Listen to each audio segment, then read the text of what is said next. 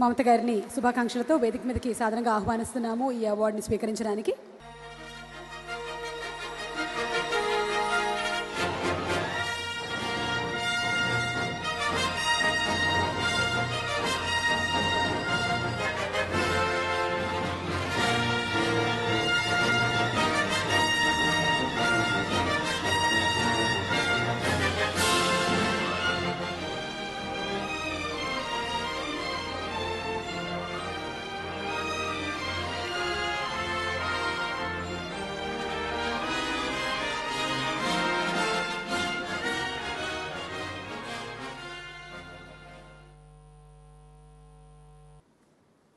అందరికీ అంతర్జాతీయ మహిళా దినోత్సవ శుభాకాంక్షలు.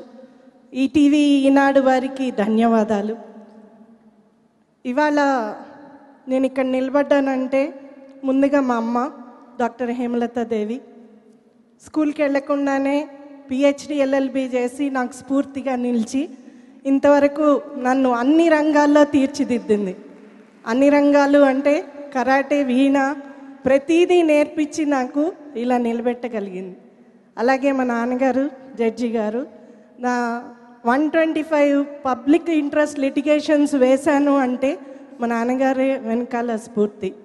తర్వాత మా భర్త రఘువీర్ గారు, తను ఫారెస్ట్ ఆఫీసర్ అయినా ప్రతి నిమిషం నాతో ఉండి ఇన్ని రకాలుగా నేను గ్రామాల్లో వెళ్ళి దాదాపుగా ఇప్పటిదాకా 13,000 మంది అమ్మాయిలకి సహాయం చేయగలిగానంటే తన సహకారమే.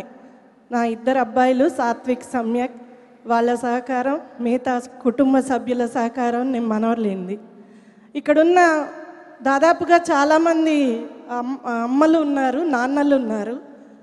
ఈ మధ్య నేను ఏ కాలేజీకి వెళ్ళినా ఒక విషయం అడుగుతున్నాను కో ఎడ్యుకేషన్ కాలేజెస్లో అబ్బాయిల్ని, మీరు మీ అమ్మలకి సహాయం చేస్తారా అని.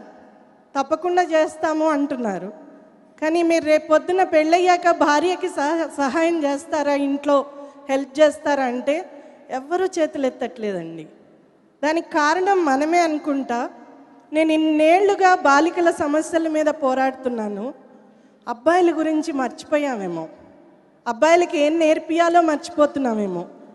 అమ్మ అంత గొప్పదైనప్పుడు భార్య ఎందుకు కాదు? భార్య మీద ఎందుకు అంత చిన్న చూపు? ఇది మారాలి.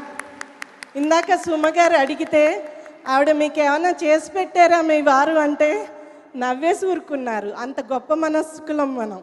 కానీ నవ్వి ఊరుకోవద్దండి, అడగండి, నేర్పించండి, తయారు చేయండి.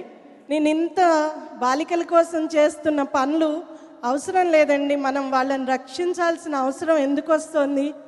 ఇలాంటి సంఘటనలు ఎందుకు జరుగుతున్నాయి? 1.5 month బేబీ మీద అత్యాచారం చూశాను నేను. ఆ పాప జన్మలో తల్లి అవ్వలేదు. అలాంటి పరిస్థితులు ఎందుకు వస్తున్నాయి? మనం మారాలంటే మన చుట్టూ ఉన్న పురుషుల్ని కూడా మనతో పాటు తీసుకెళ్ళాలి. వాళ్ళని ఎక్కడో వదిలేస్తున్నాం. అది కాకుండా ఉండాలని అందరినీ కోరుతూ నాకు ఈ అవార్డు ఇచ్చి నన్ను ప్రోత్సహిస్తున్నందుకు శైలజ కిరణ్ గారికి, అందరి ఈనాడు కుటుంబం అందరికి కూడా ధన్యవాదాలు తెలుపుతున్నాను.